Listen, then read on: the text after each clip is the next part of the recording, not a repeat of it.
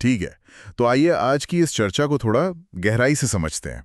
मतलब जरा सोचिए कि किसी के फोन की स्क्रीन पर एक स्नैपचैट नोटिफिकेशन ब्लिंक करता है।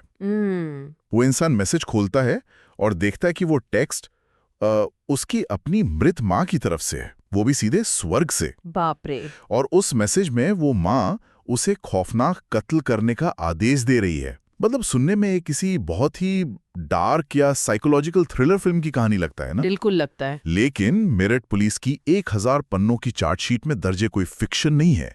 ये एक रोंगटे खड़े कर देने वाली सच्चाई है। आज के हमारे इस डीप डाइव में हम इसी केस की तहों में जाने वाले हैं, जिसे सब ब्लू ड्रम मर्डर केस कह रहे हैं। और पता है, ये सिर्फ एक सनसनीखेज क्राइम स्टोरी भर नहीं है।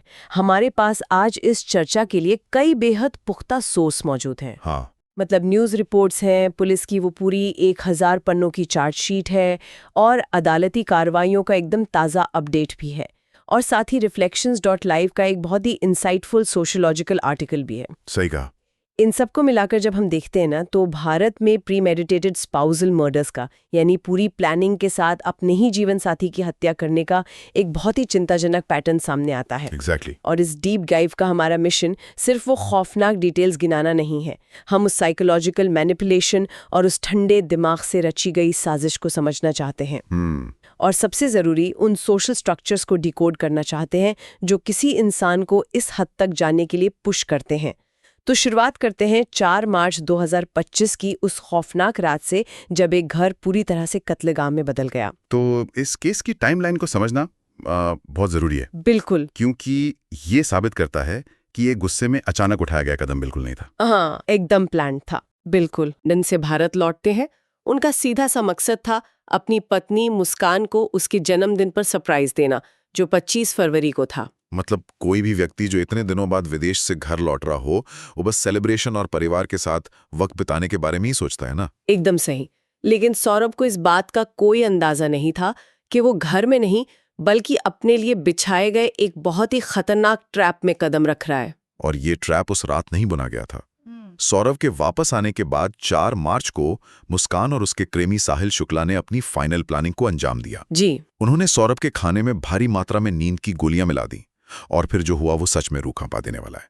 मतलब मेडिकल रिपोर्ट्स और पुलिस इन्वेस्टिगेशन बताती है कि जब सौरभ पूरी तरह से बेहोश था, तब मुस्कान उसकी छाती पर बैठ गई। बाप रे। हाँ, साहिल ने उसे निर्देश दिए और मुस्कान ने अपने ही पति के दिल में 3 बार चाकू घोंपा।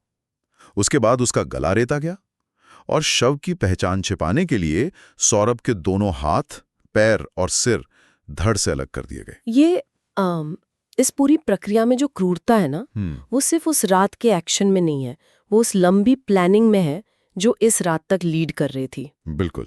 चार्जशीट इस बात पे बहुत जोर देती है कि एक प्रीमेडिटेटेड मर्डर था। हत्या से 8 दिन पहले ही 800 रुपए में 2 बड़े चाकू खरीदे गए थे। और वो भी क्या कहकर खरीदे गए थे? यही कि घर में मुर्गा काटने के लिए चाहिए। और वो नींद की गोलियां, मुस्कान ने एंग्जाइटी और घबराहट का नाटक करके डॉक्टर से वो गोलियां हासिल की थीं।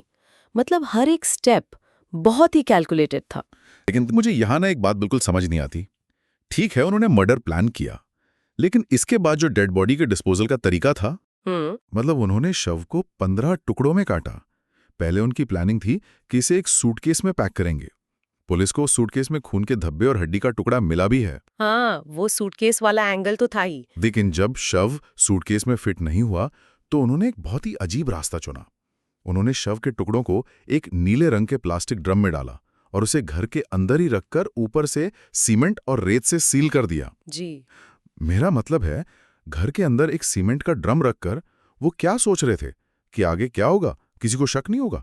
ये अजीब सा ओवर कॉन्फिडेंस कहाँ से आता है? ये क्रिमिनल साइकोलॉजी का एक बहुत ही क्लासिक पैटर्न है, जहां हत्यारे को लगता है कि वो सिस्टम से ज्यादा स्मार्ट है। इसके पीछे भी उनका एक बहुत ही मैकेनाइज्ड लॉजिक था। अच्छा।